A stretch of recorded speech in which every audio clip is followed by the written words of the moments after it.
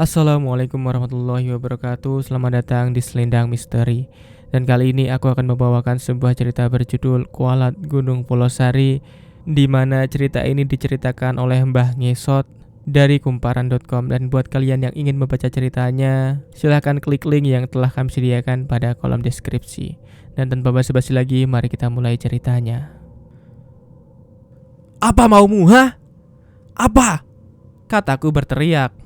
Bangsat kau, keluarkan segera aku dari gunung ini. Cepat!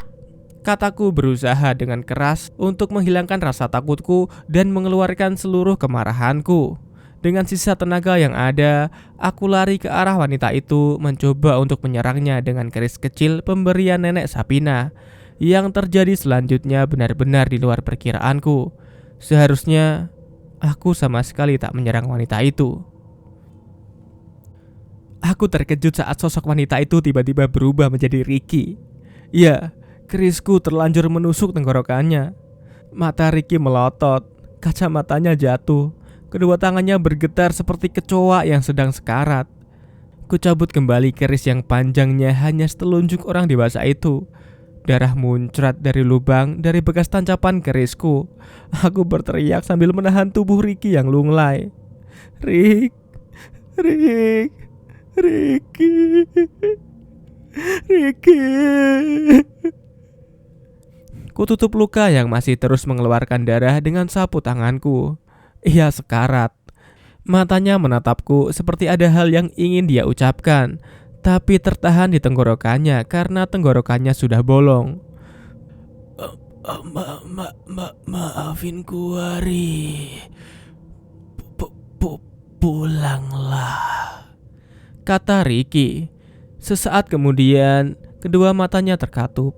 Aku tak lagi bisa merasakan denyut nadinya ataupun detak jantungnya. Aku menangis. Rasanya ingin sekali aku bunuh diri saat itu juga. Tak sanggup lagi aku bertahan hidup di gunung seperti ini. Kejadian demi kejadian yang aku alami semakin aneh dan tragis. Hujan pun tak kunjung reda. Aku bangkit lalu merogoh sebuah tali dari dalam tas ranselku. Kuikatkan tali itu ke tubuh Ricky, dan aku bertekad untuk membawa pulang jasad Ricky. 2 hari kini telah berlalu. Aku seperti berputar-putar saja di kawasan gunung ini. Selama 2 hari itu, aku hanya makan belalang panggang. Koloni belalang itu kutemukan di tengah perjalananku. Dan yang menjadi masalah adalah saat ini jasad Ricky sudah makin membusuk. Tubuhnya mengeluarkan bau yang begitu menyengat. Aku berhenti di tengah jalan setapak. Aku rogoh botol minum air dari dalam tas yang sempat kuisi saat hujan turun kemarin. Aku meneguk air itu. Aku menoleh ke jasad Ricky. Dalam kondisi seperti ini, tak mungkin aku bisa membawanya pulang. Menguburkan jasad Ricky bisa jadi jalan terbaik saat ini. Kulepaskan tali yang mengikat tubuhnya. Aku lalu mencari permukaan tanah yang lembab sehingga mudah untuk digali. Dengan susah payah, aku menggali tanah itu menggunakan sebuah batang kayu sebesar lengan orang dewasa yang telah kuruncingkan ujung kayunya. Karena tiap hari aku hanya makan belalang, aku tak mampu menggali tanah terlalu dalam. Asal bisa menimbun jasad Ricky pun sudah cukup menurutku sekarang ini. Dan setelah berhasil menguburnya, ku tancapkan batang kayu tersebut sebagai penanda kuburannya. Kemudian aku berdoa untuk Ricky. Malam kembali jatuh saat ini. Aku masih menyusuri jalan setapak yang seolah tak berujung. Mira dan LD juga tak lagi muncul. Sementara bola api itu masih terus melayang mengikutiku kemanapun aku pergi. Tak lama kemudian, aku mencium kayu kering yang dibakar. Dari jauh, terlihat bayangan api unggun. Akhirnya, kataku tersenyum bahagia. Tampaknya ada seseorang yang berkemah di sekitaran sini. Kupercepat langkahku menerjang semak-semak. Tapi setibanya di sumber cahaya, aku tak melihat orang berkemah di sana. Itu lagi-lagi gubuk tua yang pernah kudatangi. Di depan gubuk itu ada api unggun yang menyala. Seorang lelaki yang sedang duduk sila menghadap ke api tersebut. Yang pasti aku mengenali lelaki itu. Dia adalah Pak Jaro, si juru kunci Gunung Pulau Sari. Aku tidak tahu apa yang sedang ia lakukan. Ku dekati dia dengan perlahan. Dia bangkit dari duduk silanya sebelum aku sempat menyapa.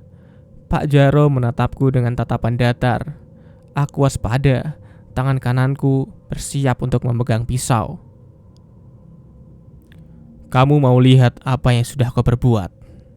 kata Pak Jaro melangkah menuju gubuk itu. Dia menendang keras gubuk itu. Dan betapa terkejutnya aku saat melihat Abah Sarta dan Nenek Sapinah tewas. Lehernya digantung, kedua matanya melotot, lidahnya terjulur. Aku tak tahu apa yang sudah terjadi terhadap mereka berdua. "Mereka mati karena mencoba menyelamatkanmu," kata Pak Jaro. "Kau beruntung, Nak. Kau lahir pada malam Jumat.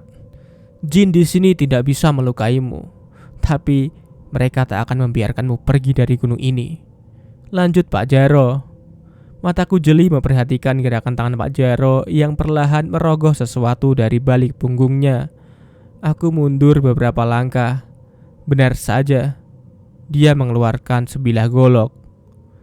"Aku harus membunuhmu dan menjadikanmu tumbal agar tak ada lagi korban jiwa." Dua lelaki tiba-tiba muncul dari belakang gubuk. Masing-masing dari mereka membawa tali. Aku langsung lari sekuat tenaga menjauh dari Pak Jaro. Mereka bertiga mengejarku. "Kau harus mati!" teriak Pak Jaro dari belakang. Aku lari seperti babi hutan saja, menabrak apapun yang ada di hadapanku. Sesekali aku menoleh ke belakang. Cahaya senter Pak Jaro berayun-ayun semakin dekat ke arahku. Kali ini aku punya ide brilian. Tiba-tiba terlintas dari pikiranku untuk segera mematikan senterku agar tak terlihat oleh Pak Jaro. Pokoknya saat itu aku hanya berpikir tentang keselamatanku. Bagaimanapun, aku harus tetap lari. Entah aku harus kemana, yang penting saat ini aku menjauh dari Pak Jaro dan dua rekannya. Dan walaupun seandainya aku harus mati di gunung ini, aku tak mau mati di tangan Pak Jaro. Itu saja yang kupikirkan saat ini.